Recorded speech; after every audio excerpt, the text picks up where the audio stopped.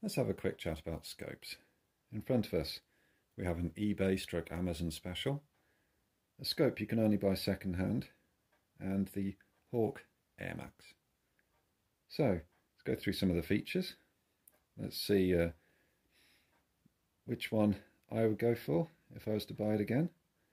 And is the eBay scope worse than the other two? Or is it the one to go for out of the bunch? Let's have a go through and let's see how we are at the end of the discussion. Firstly, in the eBay corner, eBay Amazon corner, we have the ESSLNB 3-9x50 AOL. Adjustable parallax, very loose. Adjustable zoom, turns quite nicely. We have illuminated reticle. We have external turrets. Hats off to you. I do like these, shall we say, sniper style turrets. And these are lockable by way of these little wheels down at the bottom here. So let's unlock it. Has to be said, the clicks are a bit loose on this. It doesn't really feel like a defined one. The clicks feel different to each other. However, when you do lock up, it will not turn. Have adjustable objective from 10 yards through 150 yards to infinity.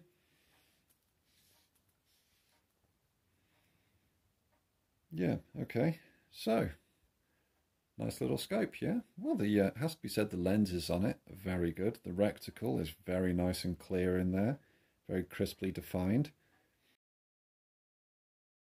So what could possibly be wrong with it? All right, well, let's go through a few features, shall we? I know I'm not going to be able to show you it, but the illuminated reticle, when you actually turn it on, you can see the glare inside of the tube, like the edges of the tube are actually illuminated by the reticle, which is quite off-putting. And then we have the build quality. So we've got nitrogen port, apparently. We have the aforementioned somewhat loose adjustable parallax. Anything else? Yeah. Yeah, that's that came off. Yeah, that's. If anyone's ever wondered how that actually stops when you're winding it around, little brass screw there. A little protrusion off the end there that hits it. So as you're turning through your range, donk, hits and hits. White spot there to align. So let's put the 10 yards back on, and there we go. Good as new. Yeah, it's not the best of quality. I think these come with a set of flip-up style or bikini style lens covers. I don't know whether it comes with any mounts or anything like that, but I can't see them being any good. So, as a budget scope on a PCP, it looks the part, looks alright. As I said before, it's nice and clear. I wasn't convinced during a test session on the Lightning that it was holding zero, but then again, as we saw, the velocity on the Lightning changed that much that it could well have been that was shifting about. But, you know, for what you could probably buy one second hand for, probably not a bad choice. For what you can buy one brand new for, I think I last saw it about £60. I'd be more tempted to put a bit more to it, and by more I mean not a lot more, and buy yourself a Richter optic. In fact, I think I saw a Richter optic 3-9x50 AO that was up for under £50, which is a bit of a bargain really, but you know, it came on the Lightning, so in effect I didn't pay for it. I think I'm going to stick it on eBay. I think I am going to put this one up for sale. Next, this is the Hawke Panorama. And this is a scope you can only buy second hand. But wait, you say, the Panorama is still being made. Not this version of the Panorama.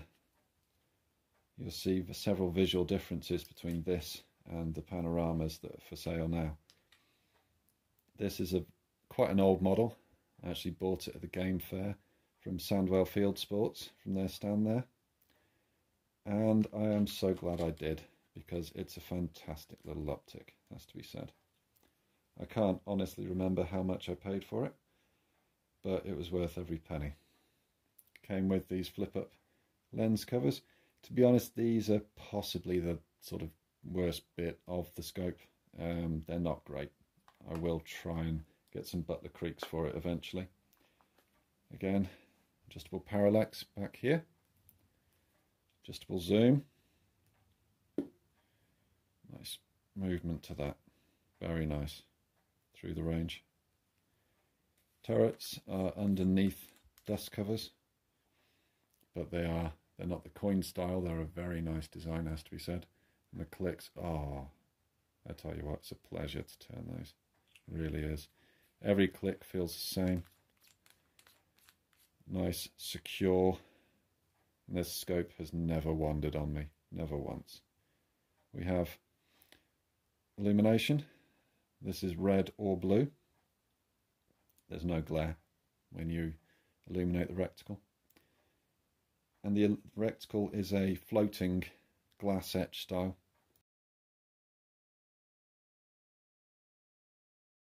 Which, that's the ones to go for, it has to be said.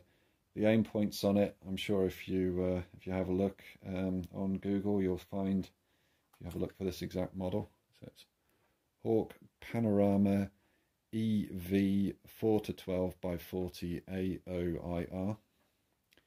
I'm sure you'll find it. Whoa, okay, feisty. And it's a brilliant design, has to be said, absolutely fantastic. All your windage, holdover points you could ever want. It's not complicated, it's just enough. The adjustable objective. It only says it goes down to 15 yards, but as you can see, it goes quite a distance beyond that. And we go 15, 25, 50, 75, 100, 200, 300, infinity. I usually have it set to, I think if I remember correctly, that's 30 yards. So, good scope. Very, very, very good scope. If you can find one of these older models second hand, if you find it on eBay or other auction sites, we have to say other auction sites, don't we, to make sure everybody feels included and shares the love, go for it. Go for it. If you see it on the shelves at your gun shop, go for it. Can I speak for the newer version of it? I can't. I can't speak for it. I haven't tried one. But if you can find this older version, do it. That's all I'll say. Finally, the Hawke Airmax side focus. I will start off by saying I do love this scope. It's a very good scope. But by God, is it ugly. Oh my God, is it ugly. Let's face it. Clear, very clear. Very clear. Good scope, very good scope. Again, we have the adjustable parallax at the back here. We have really, really excellent quality metal flip-up scope lens covers. Front and back. And on the back, it carries a somewhat patronising warning about just, you know, to avoid injury, please remove ocular lens cap before use. Why? And blah, blah, blah, blah, blah. Yeah, okay, whatever. At least it doesn't say don't look at the sun inside there. That would be embarrassing. Kind of old-fashioned here. The illumination is on the rear of the scope. Pretty old school. But it is nice. Winding through. It's nice, very nice. Side focus. Whirs through beautifully. Has to be said. Very nice. And we have from 10 yards through 500 to infinity this time. They're obviously anticipating this being used on larger rifles than air rifles, has to be said. These external turrets, which lock up at the top, and the clicks on them. Wow. Beautiful, has to be said. Absolutely beautiful. Lens clarity, excellent. Absolutely excellent. Reticle design. It's a bit, has to be said, it's perhaps a bit thin for my tastes. It's not bad. There's a lot of hauled over points, windage points, etc. But one thing that does annoy me about it is it says Hawke up at the top. And I don't want to look through my scope and see the word Hawke. As simple as that. I don't really want to do it. I don't understand why they've done it unless it's say they think only Hawke genuine products will have that. So, okay, whatever. But I don't like it, and I wish they hadn't done it. Out of the three. Time for the Vending seal of approval. I'm sure you've already guessed it. Yeah. If I was buying another one, that's the one. If I could find another one second hand, yeah. Yeah. Brilliant scope. Fantastic. That has accounted for more rats and more holes in paper in the right place than any other scope in my my arsenal. Oh God. Get him, eh? Yeah, right. It's fantastic. Great little scope. That's the one to go for. If I do manage to test one of the new ones, I'll let you know. But I will certainly be looking for this exact model second hand and buy another one. Simple as that.